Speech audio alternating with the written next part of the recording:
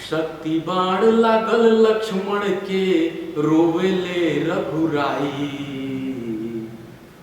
अखिया खोलाए बबुआ बोलब के छोटका भाई। ये गाना सुने खेसारी जी? आप तो महाराज बोले थे कि पवन सिंह भजन नहीं गा पाते हैं। देखिए ना, आपके बोलते ही पवन सिंह ऐसा भजन लाए हैं कि पूरा देश उस भजन को सुनकर मंत्रमुग्ध हो गया है। महाराज रोंगटे खड़े हो गए। भगवान राम की करुण वेदना को सुनकर दिल पसीज गया। ये होती है गायकी, ऐसे कही जाती है राम की कहानी। क्या खूबसूरत गाना बना दिया है पवन सिंह ने। बिल्कुल अपने पुराने अवतार में दिखे हैं पवन भैया, वही इमोशन के बादशाह वाले अंदाज में। जिस तरह से पहले वे आते थे और अपने गानों से सबको रुला जाते थे, एक बार फिर रुला गए हैं। भगवान राम और लक्ष्मण के बीच प्रेम की इस अद्भुत कथा को जिस तरह से भोजपुरी भजन के रूप में पवन सिंह लाए हैं ना, बहुत ही अद्भुत है, अलौकिक है और सबको प्रेरित करने वाला है। ये गाना सुनिए, थोड़ा सा सुनिए। शक्ति बाण लगल लक्ष्मण के रोवेले रघुराई।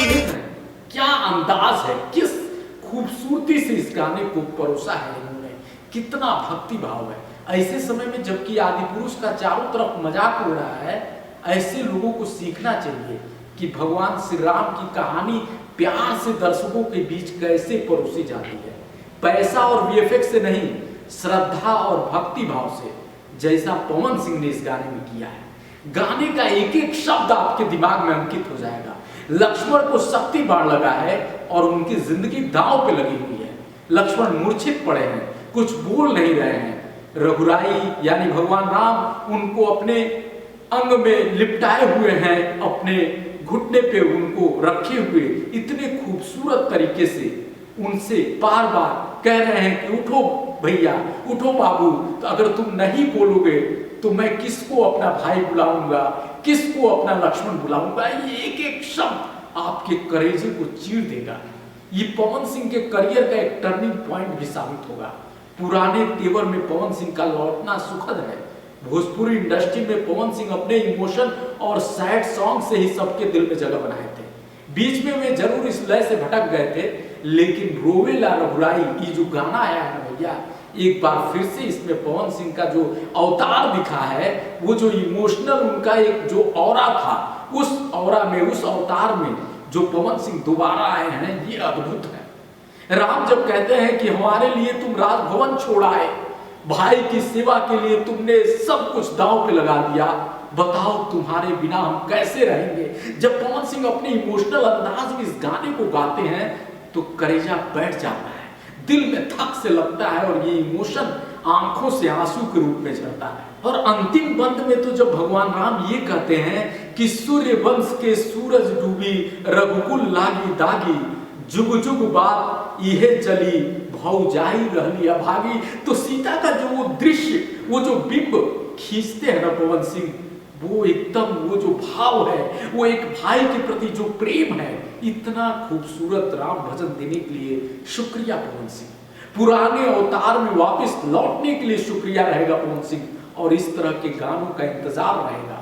फिलहाल तो पवन सिंह इन गानों के जरिए उन लोगों को भी करारा जवाब दे दिए हैं जो बार बार बोल रहे थे कि पवन सिंह खत्म हो चुके हैं, पवन सिंह अब पुराने फॉर्म में नहीं लौट पाएंगे, अब उनके पास कुछ नहीं बचा है। पवन सिंह ने एक बार कहा था कि भैया हम जो लकीर खींच दे ना, सबके वही पर रेंगे के पड़ी। रेंगना तो मैं नहीं कहूंगा क्योंकि ये तो बहुत ज्यादा हो गया, लेकिन ये बात जरूर है कि जो लकीर खींचा है ना पवन सिंह, अगर इस लकीर पे सब लोग खींचने लगे तो भोजपुरी का उद्धार हो जाएगा। ऐसा हम इसलिए भी कह रहे हैं कि ढोड़ी चटना और इस तरह के तमाम जो गंदे गाने आ रहे हैं, उस समय में इस तरह का रोवेले रघुराई, इस तरह का राम का भजन भोजपुरी में आना, जहां अश्लीलता है उसके लिए जहां भोजपुरी इंडस्ट्री को याद किया जा रहा है, वैसे समय में पवन सिंह का ये गाना बता रहा है कि भोजपुरी इंडस्ट्री में अभी भी बहुत कुछ बचा है। और अगर इस तरह के गायक लोग अगर एक बार कोशिश करते, पवन सिंह अगर अपने पुराने उसी अंदाज में लौट आए और सारे जो बड़े गायक हैं वो इस तरह के फूहड़ गानों को छोड़कर अगर इस तरह के गाने बनाने लगे, रोवे ले रघुराई, तो कायाकल्प हो जाएगा। भोजपुरी भी अपने उस मिठास को पालेगा जिस मिठास के बारे में हमारे बाप दादा लोग बातें करते थे, उस जमाने की बातें करते थे कि भोजपुरी कितनी अच्छी होती थी, माँ बहन बेटियों के साथ हम लोग सुनते थे। आज वो गाना नहीं सुन पाते हैं। ये गाना फिर से कहीं ना कहीं भोजपुरी समाज को, भोजपुरी सिनेमा को, भोजपुरी गानों को एक तरह से पुनर्जीवित कर रहा है। तो फैंस तो यही उम्मीद लगाए हैं कि पवन सिंह इस तरह के गानों के जरिए वापस लौटे हैं तो दूसरे सिंगर भी इसका अनुकरण करें और इस तरह के गाने लाएं। भोजपुरी वाले भैया होने के नाते मैं भी जरूर चाहूँगा कि भोजपुरी में एक बेहतर बदलाव की ये जो शुरुआत हुई है इसकी आंधी चले और खूब सुंदर सुंदर गाना बने। फिलहाल इस वीडियो में इतना ही, कुछ और नई कहानी के साथ फिर आएंगे। भोजपुरी वाले भैया को अपना प्यार देते रहिए इसी तरह से। नमस्कार।